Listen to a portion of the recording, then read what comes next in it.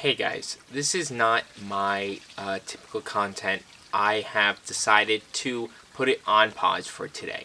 I just didn't feel like it was appropriate, and it will resume shortly. I have some stuff that I'm excited to show you guys when the time is right. Today, I just wanted to briefly kind of give you guys some resources or ideas in terms of how you can support the protests that are happening right now in the United States regarding the Black Lives Matter movement and the murder of civilians by police officers. Truth be told, I wasn't sure to make this video. I think that I have a small audience, and I'm afraid. I'm afraid that I'll say the wrong thing, or that I won't say the right thing. I'm afraid that by making this video, I'll be discovered and targeted by left or right-wing radicals. I'm afraid that anything that I might say is the wrong thing to say. I'm afraid that I'm not the right person and I'm not the face of this movement. But the reality is that you have to be courageous. This is a time where you have to be courageous. Every voice matters in a democracy, and sharing your voice is significant. Even if my audience is small, even if most of you know about this stuff, the first thing I want to discuss is donations. And I'm truly thrilled by everybody who tuned in on the live stream hosted by Michael Tandy. We were able to raise over $1,000, and that is truly incredible. So I want to thank everybody who was able to tune in.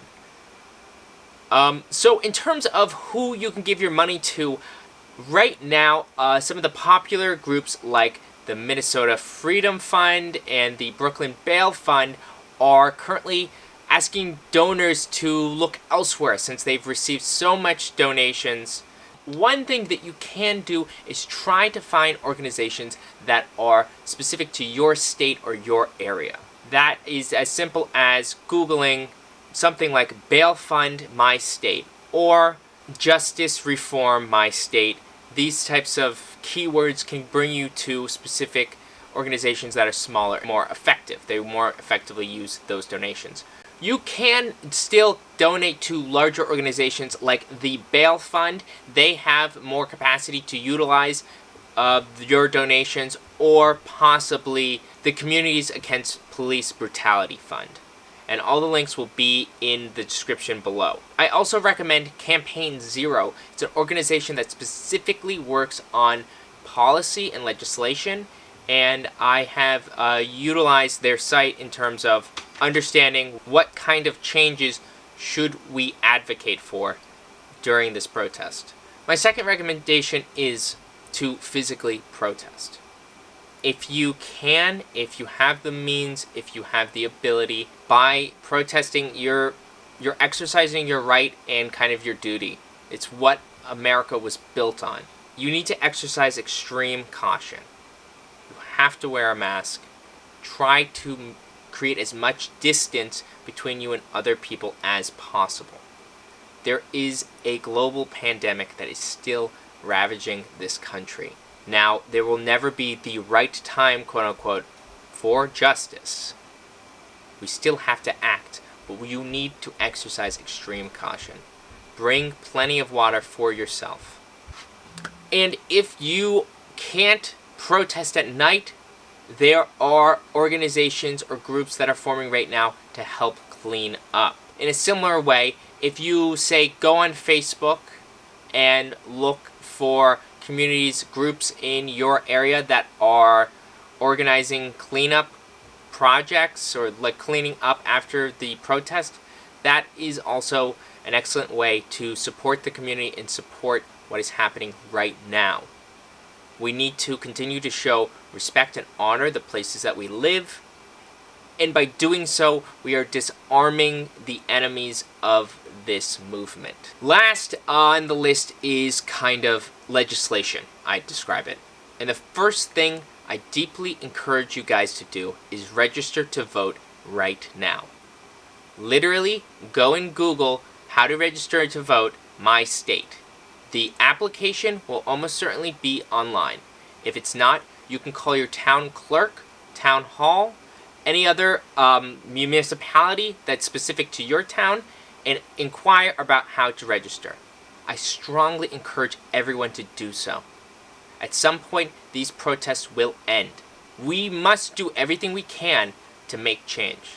And that means remaining vigilant. That means continuing to exercise your responsibility as a citizen and voting as much as you can. Whether or not you could argue that the system is completely broken, I understand that. I understand where people are coming from. But we have the opportunity to make even incremental changes through voting. And not voting, I believe it's inexcusable if we are as excited and dedicated to this cause right now. We need to vote. We need to show that this matters to us. The second thing you can do is write to your local representative. This organization online makes it super easy to figure out who your representatives are for your specific town and zip code. It's called openstates.org. You just enter in your zip code and it will give you the names of your representatives. I encourage you to email them and tell them, as one of their constituents, you demand that there is policy change to ensure that the inequities that black and brown people face in terms of police brutality come to an end. And I wrote a sample letter. That you guys can use if you want. I don't think it's perfect. I don't think I said everything that is exactly what needs to be said, but I think that things that I name should be changed. They should go into place, and I am sending it to my local representative. Guys, I truly hope that discussions in the comments can be civil, that we can work together. Even if you aren't from the United States, I know technically a majority of you aren't.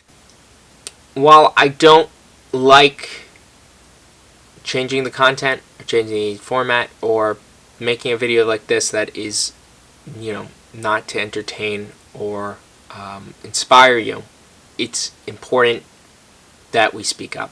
And that's why I made this video today. And I hope it helps you guys. I hope it encourages you to take some action. And I will see you again soon.